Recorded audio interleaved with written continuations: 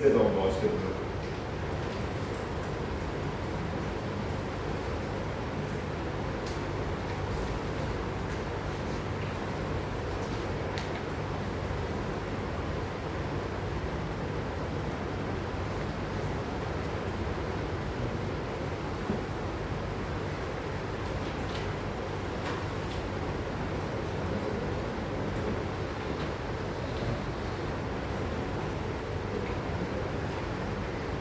ये इसमें से लाइन्स ऑफ फोर्स पास हो।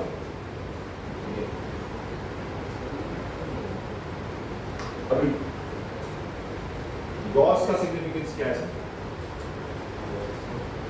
गॉस का सिग्निफिकेंस ये कि कितनी नंबर ऑफ लाइंस पास हो। अब पास होने का मतलब क्या होता है कि ओरिजिनल भी उसके अंदर से होगी। ये बात याद, ओरिजिनल भी उसके अंदर से होगी।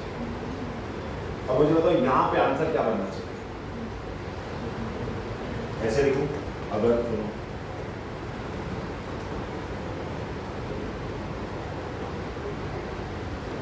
यहां से लिखो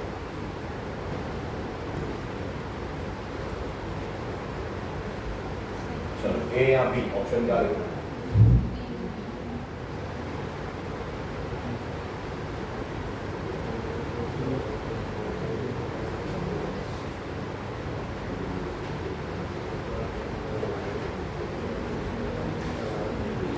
क्या लिखो? ये आंसर होने का फाइनाइट का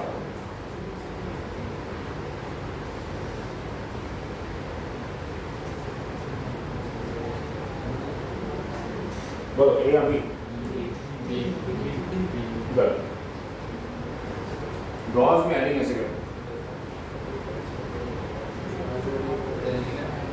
सुन, मैंने एक शब्द बोला ओरिजिनेट इसमें से होना चाहिए। ओरिजिनेट तो ये ओरिजिनेट इसमें से वही लग रहा है। हाँ हाँ हाँ नहीं, ये पास होके जा रहे हैं। ओरिजिनेट नहीं, ओरिजिनेट बेसिकली ये दोनों आपस में एक दूसरे को क्या कर रहे हैं? कैंसिल क्या कर रहे हैं? बराबर ना, कैंसिल आउट ही करेंगे ना। अभी यहाँ पे वेक्टर का उल्टा है, सेम डायरेक्शन मतलब माइनस है। सेम डायरेक्शन मतलब माइनस, एक प्लस एक माइनस करो, समझा? जो बाहर निकल रहा है उसको प्लस करो, जो अंदर आ रहा है उसको माइनस करो। 8 साल के बाद नहीं समझो। अगर यहाँ पे 20 की जगह पे 10 हो,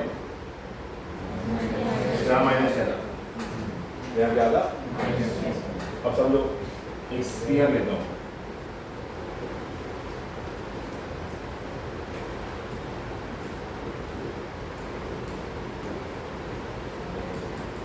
मतलब इसका आंसर क्या होगा? हाँ, सबको ऐड कर दो, कितना आंसर आएगा? चलो ये फाइनाइट का आंसर बोल रहे हैं हम लोग।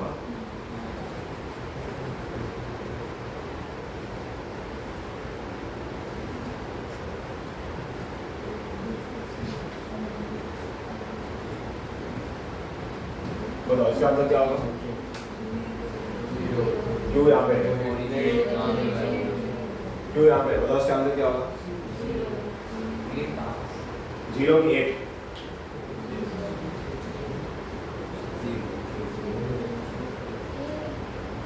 0 की 8,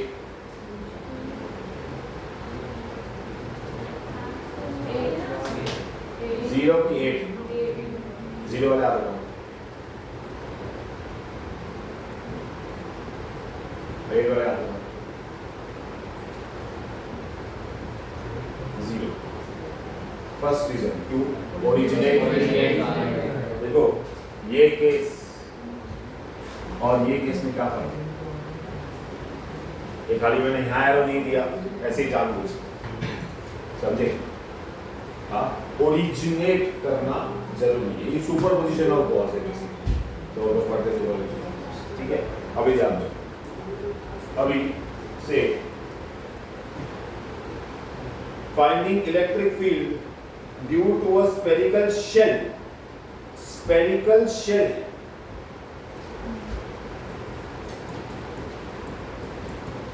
electric field due to a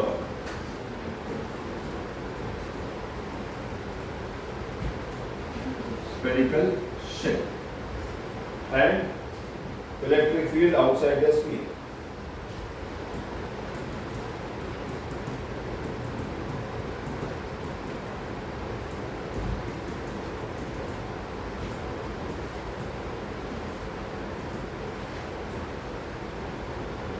use Gauss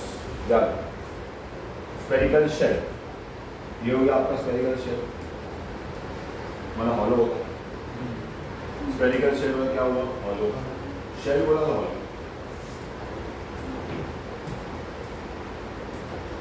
यहाँ पे चार्जेस लगा देते हैं।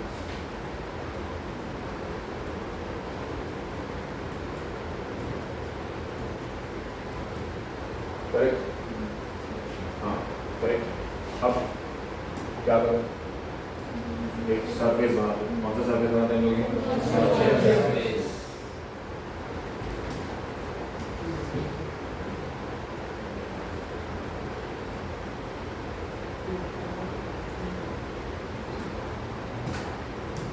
क्या बना दिया हमने? Gaussian surface. अभी गॉसियन सरफेस मुझे पता है क्या पास होगी? Electric lines of force. क्या पास होगी? Electric lines of force.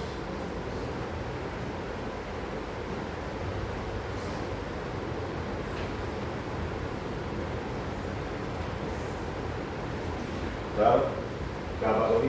Electric lines of force की बात होगी। अब देखो, हमारे पास एक फॉर्मूला है। ये किसकी फॉर्मूला है? फाइव। किसकी फॉर्मूला है? हमारे पास एक और फॉर्मूला है, क्यू वाई बराबर। जैसा हम लिख सकते हैं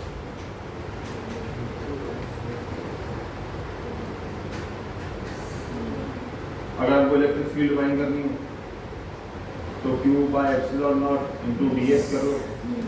अगर हमको Q फाइंड करना हो तो E into ds bye into epsilon not कर दो बराबर। ठीक है, यही दो चीजें हो सकती है फाइंड करने की, ज्यादा कुछ आता नहीं है। एप्सिलॉन फाइंड करो, ds फाइंड करके हमको आएगा। अब find electric field outside the sphere using Gauss law. अब हमने गॉस लॉ यूज करना है क्योंकि गॉस लॉ के हिसाब से इस स्फीयर की वजह से जो फाई पैदा होगा वो Q बाय एप्सिलॉन नॉट ही होगा। क्यों? क्योंकि इसमें देखो चार्ज यहाँ पे रखा है मैंने, यदि यहाँ पे ओरिजिनेट किया हुआ रखा है मैंने, ऐसे बाहर निकाल रहा हूँ ना, भले मैंने यहाँ पे रखा है बराबर। क्लोज्ड 3D और ज्योमेट्रिक, अगर ये तीन चीजें सेटिस्फाई हो गई तो क्या बोलता है? Q बाय एप्सिलॉन नॉट आती है। पर फाई जो होता है वो EDS भी होता है। फाई क्या होता है? EDS भी होता है। अब मुझे इसे निकालना क्या है? Q तो Q रहेगा, एप्सिलॉन तो एप्सिलॉन नॉट रहेगा, बाकी क्या चेंज होगा? DS। अब DS मतलब क्या होगा? इसका एरिया क्या होगा? 4 बाय r स्क्वायर। क्या होगा? 4 बाय r स्क्वायर हो गया E।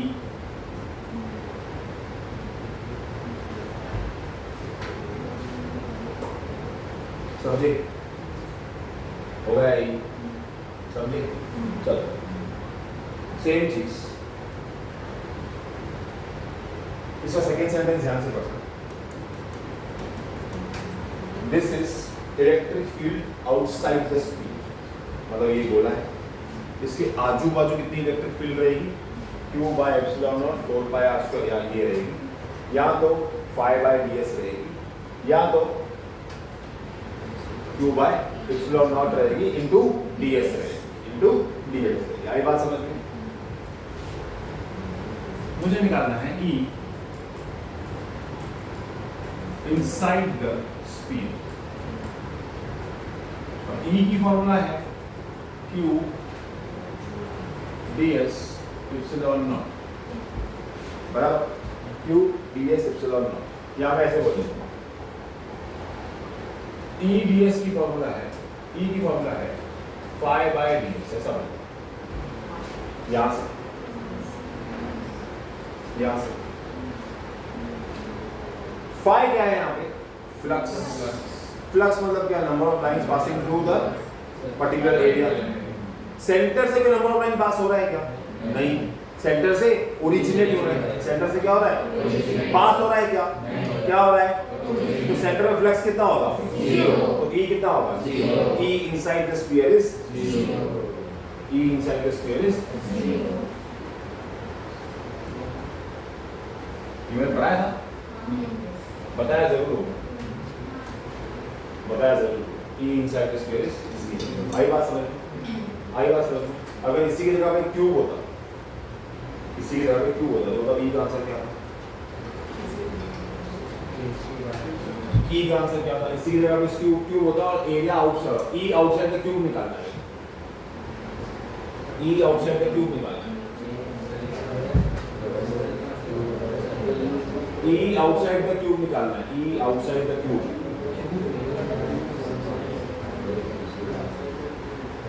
E आउटसाइड का क्यूब निकालना है।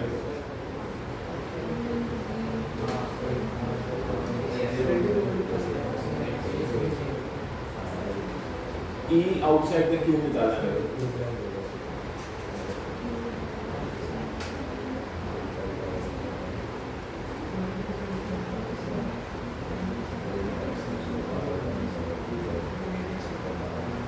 सीधा निकालो ना, खाली Q by epsilon नॉट तो आएगा ही आएगा, खाली एरिया चेंज होगी। एरिया क्यूब की क्या होती है? 6L क्या होती है? बस समझे? और E inside the cube 0। E inside the cube 0। Cylinder का बताओ?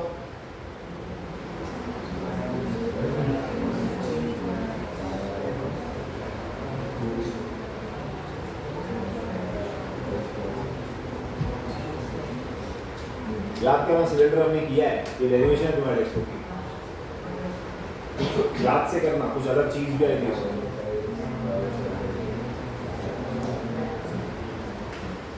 डेरिवेशन देखो याद है कि इलेक्ट्रोस्टैटिक्स नहीं होएगा, हमारे टेक्स्ट बुक में है। E ऑफ सिलेंडर हमारे टेक्स्ट बुक में है, उसमें हम लोग ने याद है वो किया था, एक में लैम्ब्डा लिया था, एक में charge density, surface charge density हमने लिया है, एक में हमने सिग्मा लिया था, एक में हमने लैम्ब्डा, जहाँ लेंथ है वहाँ सिग्मा था, और बाकी जहाँ सर्कल आया था वहाँ क्या लिया था? सिग्मा। सिलेंडर का बताओ मुझे क्या होगा?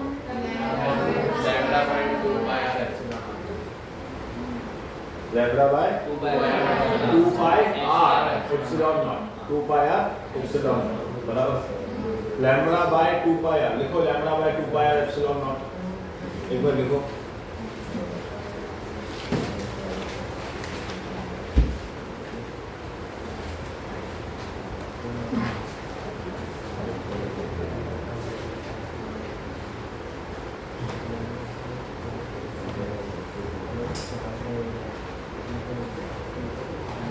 लिखा? Prove that this is equal to 2k lambda by r, 2k lambda by r।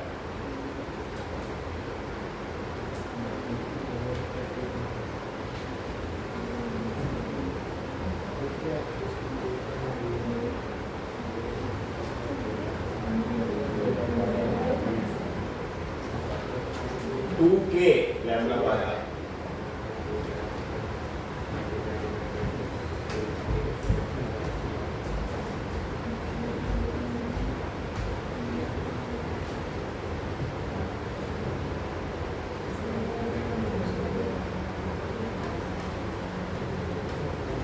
क्या किया? मल्टीप्लाई डिवाइड बाय 2 किया, बराबर मल्टीप्लाई डिवाइड बाय 2 किया, नीचे क्या आया? 4 पाई एप्सिलॉन नॉट 1/4 का एप्सिलॉन नॉट क्या हो गया? k हो गया 2k लैम्ब्डा बाय r। आई बात समझ?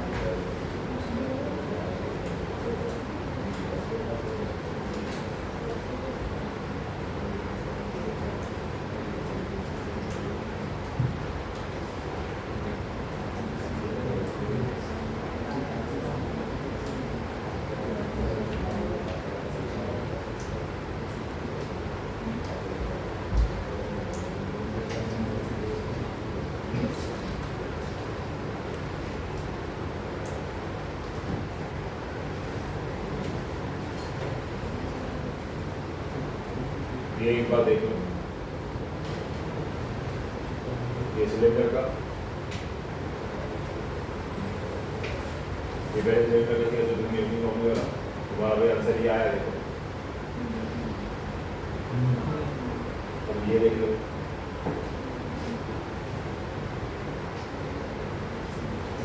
ये और बाजू ये देखो, ये वो ऐसा टाइप के हमने बहुत सारे मेरा रिवीजन है उसमें।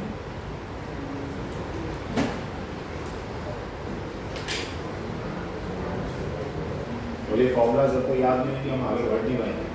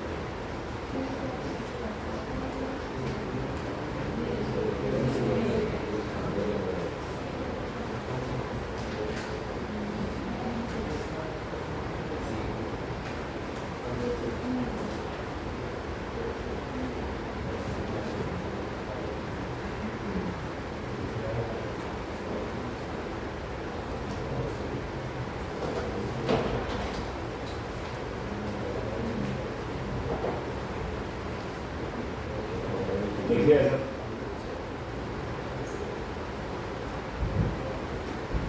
ये हो गया। देखिए ये ई इनसाइड 0 समझा, पहले जैसा ही था सही है।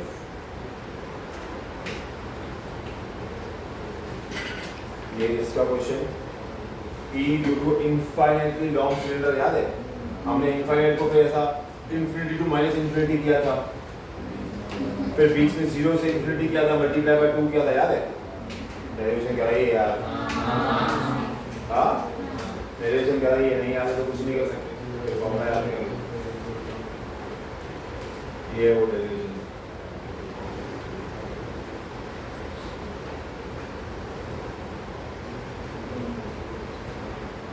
ये टेक्स्ट बुक में भी है, शायद ऐसा ग्राफ भी है।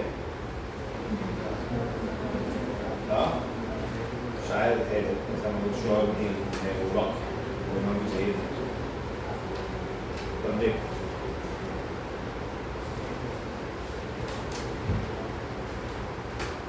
क्लियर? ये है हमारे पास फॉर्मूला से ग्रुप सम्स इसके लिए दे रहा हूँ, बराबर बैठिए।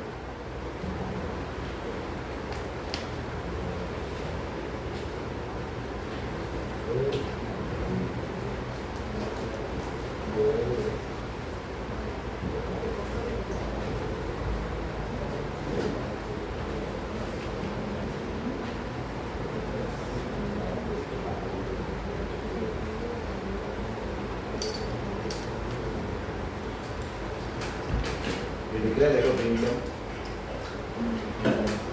हाँ तो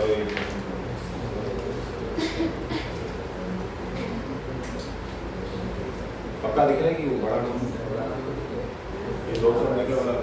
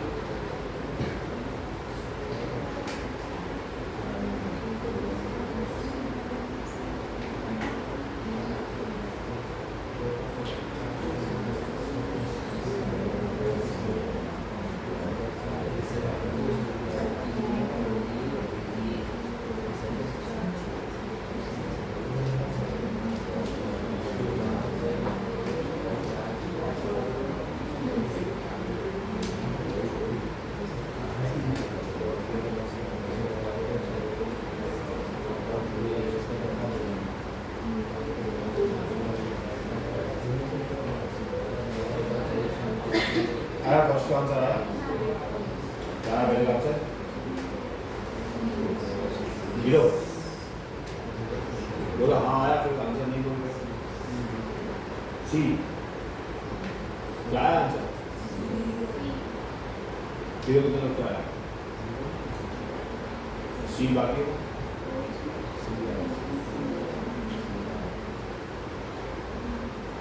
चलो चलो थोड़ा कुछ ऐसा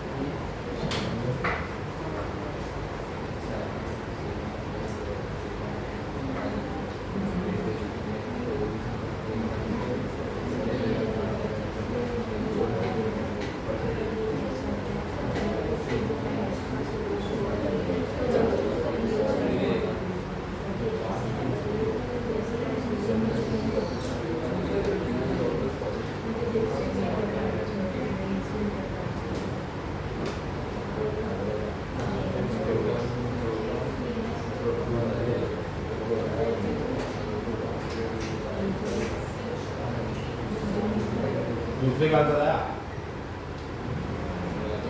और 9 करेगा क्या बोलते small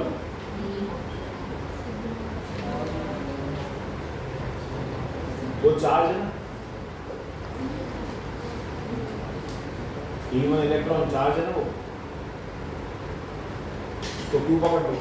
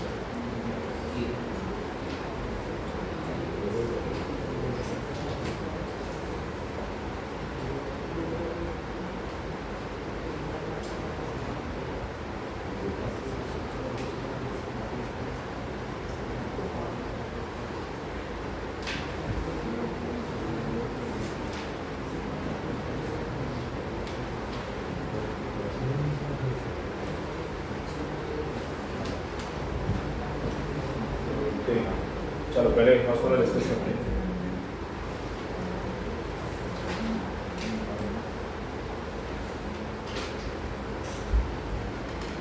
A square surface of side L is in the plane of the paper. मतलब ये ऐसा है। A uniform electric field also in the plane of the paper. मतलब ये ऐसा है। Is limited only to lower half. Electric flux associated with this. Flux की formula EDS करने की जरूरत ही नहीं। चलो मैंने इसमें दो केस कर लिया, इसमें एक ही सब EDS cos theta to be precise, where theta is angle between E and DS। अब देखो प्लेन पेपर ऐसा पड़ा है, बॉक्स भी ऐसा है। अगर बॉक्स ऐसा है तो एरिया वेक्टर ऐसा, एरिया वेक्टर ऐसा है और फील्ड कैसी है ऐसी, तो डायरेक्शन हो एंगल कितना हुआ 90, आंसर 0। खत्म क्योंकि थीटा कितना है 90, पाई कितना हो गया 0, सोचने की भी नीड नहीं है। मैं समझा रहा था तुम आंसर कर रहे हो, फिर तुमको क्यों नहीं आ रहा? क्या लैंग्वेज पढ़ने के लिए नहीं आ रही कि क्या तकलीफ हो रही है? ये सबको 0 आया नहीं? फिर अच्छा जिनको EL²/2 आया मतलब उसको लैंग्वेज नहीं समझी होगी। जिसको EL²/2 आया उसने क्या किया होगा मालूम है? इन दोनों का एंगल 0 लिया होगा और ये जो DS है वो पूरे स्क्वायर का एरिया है। पूरे स्क्वायर का एरिया L², तो आधे स्क्वायर का एरिया L²/2, इसलिए सी आंसर टिक किया होगा। If I am not wrong तुम्हारी मेंटालिटी यही चली होगी जिनका आंसर सी आया, क्योंकि बाकी तो दो ऑप्शन बनते भी नहीं, बाकी दो ऑप्शन बनते भी नहीं, EL² तो बनेगा भी नहीं। अगर ये लोअर पार्ट नहीं देके अपर पार्ट देते तो आंसर 0 आता था। अगर ये बोलते कि जो बॉक्स है वो प्लेन को नॉर्मल पड़ा है तो तुम्हारा ये आंसर समझे। See, there is an issue in your English और अंडरस्टैंडिंग द क्वेश्चन। अगला वाला क्वेश्चन देखते हैं क्या है।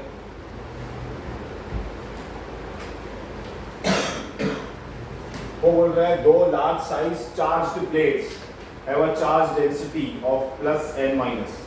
दो लार्ज साइज चार्ज प्लेट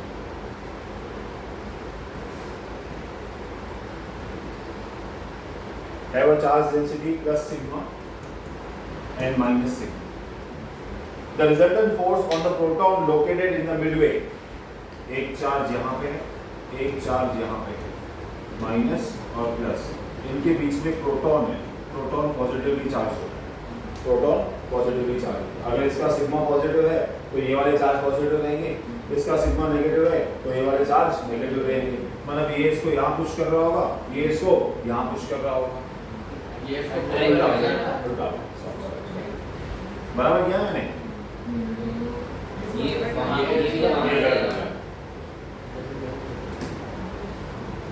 ये इसको यहाँ कर रहा है, ये इसको यहाँ कर रहा है। इसका मतलब ये जो उस पे फोर्स लगा है समझो F1, ये जो उस पे फोर्स लगा रहा है F2, दोनों को क्या करना है? ऐड। क्या करना है दोनों को? ऐड। अब F इक्वल टू QE होता है इसमें। F क्या होता है? QE। F होता है QE, correct? The resultant force on the proton located midway between them is, अब इसमें इसने जो Q है उसको लिखा है सिग्मा और एप्सिलॉन के टर्म्स में, समझे? सिग्मा और एप्सिलॉन के टर्म्स में है अपना सिग्मा बाय एप्सिलॉन नॉट, ऐसा कुछ था। सरफेस चार्ज डेंसिटी की फॉर्मूला क्या थी? Sigma by 2 epsilon naught for ये वाला प्लेन शीट, याद है क्या था? Sigma by 2 epsilon naught. तो पहला वाला क्या होगा? Sigma by 2 epsilon naught. दूसरा वाला क्या होगा? Sigma by 2 epsilon naught. Total answer sigma by epsilon naught. समझा? Sigma by epsilon naught. अब खाली चार्ज मल्टीप्लाई होगा, चार्ज यहाँ पे क्या E दिया है, Q दे, P दे, क्या दे, हमें क्या फर्क पड़ता है? आंसर क्या आएगा? 1। अरे वो तो खाली डायरेक्शन से लेना, Q1 Q2 by R² करते ना हम लोग, नहीं समझा? वो तो सिर्फ डायरेक्शन बताने के लिए है ना हम लोग को। Surface charge density, surface charge density क्या था? Q by 2 epsilon not. वैसे एरिया लेते थे हम लोग इसमें, याद है? आया ये सब किया है ना हमने, पूरे परसेंटेज में नहीं किया, ऐसे ब्लैंक क्यों होती है? नहीं समझेगा? ये सब टेक्स्ट बुक के ही हैं, अगर तुम ध्यान दोगे तो। इलेक्ट्रोस्टैटिक्स अपनी स्टेट बोर्ड का टेक्स्ट बुक का बेस्ट है, उसके ऊपर कोई नोट्स ही नहीं है।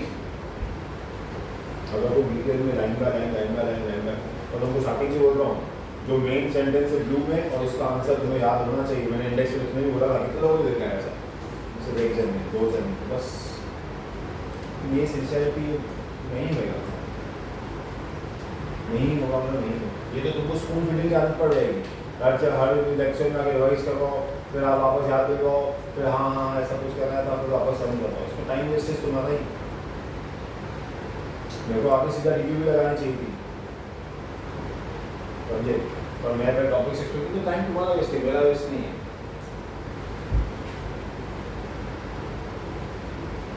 चलो अभी ये तो कुछ से आना चाहिए। The total flux associated with the given Q where side A है। अब खाली सबका चार्ज अलग अलग दिया हो, तो थोड़ा दिमाग लगाओगे तो फटाफट इसमें से सब तो सिमिलर आंसर है, खाली फर्क इतने है। आपका टाइम वेस्ट क्लियर करो, बाकी तो क्लियर ही है।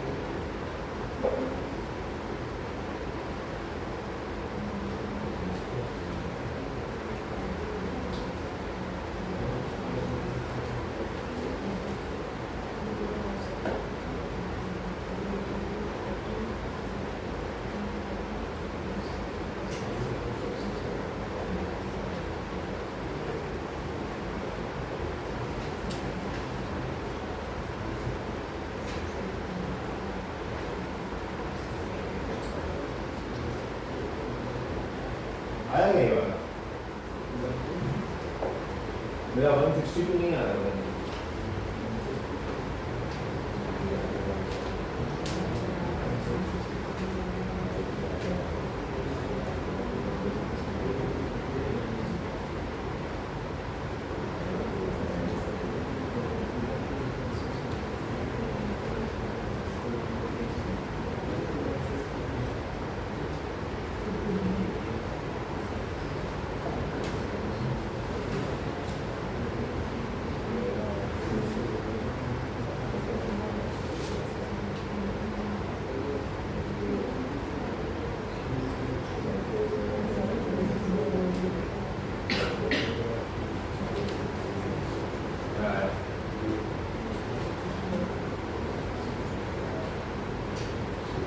तो दोबारा आ रहा ही नहीं है।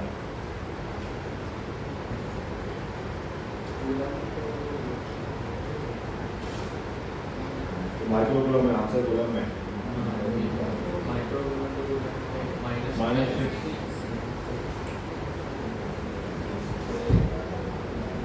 देख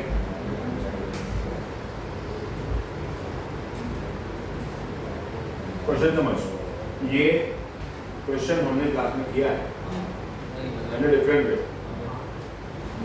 तुमको याद होगा क्लास में तुमको मैंने कुछ ऐसा करवाया,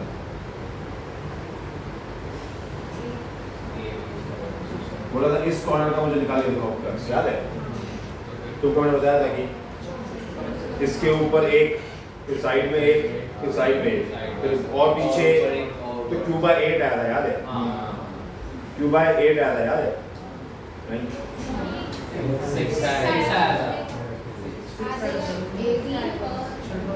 साइड्स का 6 आया था, कॉर्नर का 8 आएगा। साइड्स का 6 आएगा, कॉर्नर का 8 आएगा, क्योंकि 8 कॉर्नर होते हैं। 8 कॉर्नर होते हैं, क्यों मेरे को 1 2 3 4 5 6 7 8 total flux associated with given Q will be side A दिया हुआ है, ये देखिए। अब total flux is total Q by epsilon naught, अगर ज्योमेट्रिक फिगर है तो। और ज्योमेट्रिक फिगर नहीं है, क्लोज नहीं है, ज्योमेट्रिक है क्लोज नहीं है, उस हर पॉइंट को क्लोज करना पड़ेगा। देखो बात समझे? देखो अगर सारे सेम होते तो आना नहीं, पर मुझे भी इस पॉइंट को भी क्लोज करना पड़ेगा। तो इसके अराउंड 8, इसके अराउंड इसके 8, इसके अराउंड इसके 8, इसके अराउंड इसके भी सबके। समझ रहे हो क्या बोल रहा हूँ? समझे? तो सारे 2/8 होंगे, मतलब 2/8, 1/8, 3/8, 4/8, 8/8, 7/8, सब पे बेसिकली सारे के सारे 8 होंगे। 6 4 10 और 40 24 36 into 10 raised to -6 हो, बराबर? इसको सॉल्व करोगे 4.5 आंसर आता है, into 4 into 9 into 10 raised to -6 into 10 raised to 9, ये 160।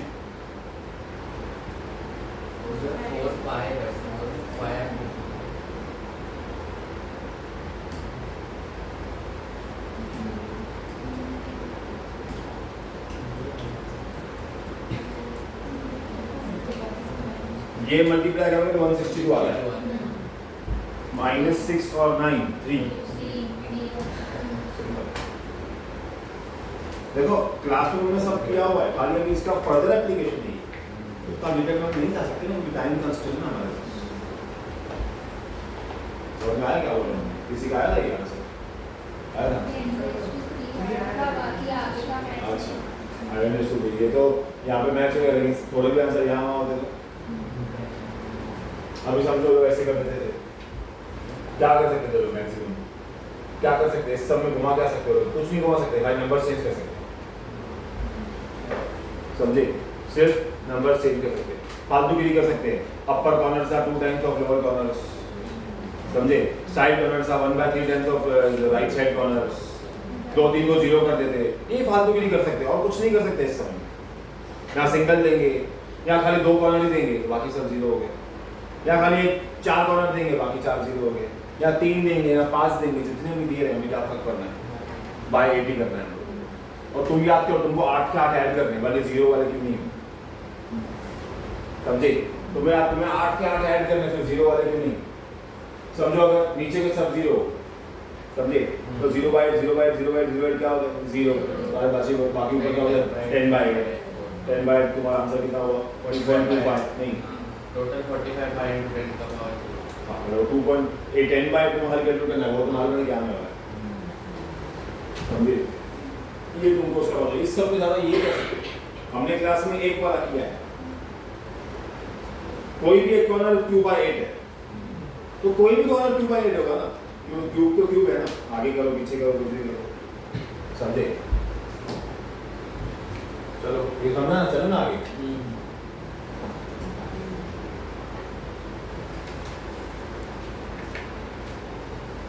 चलो करो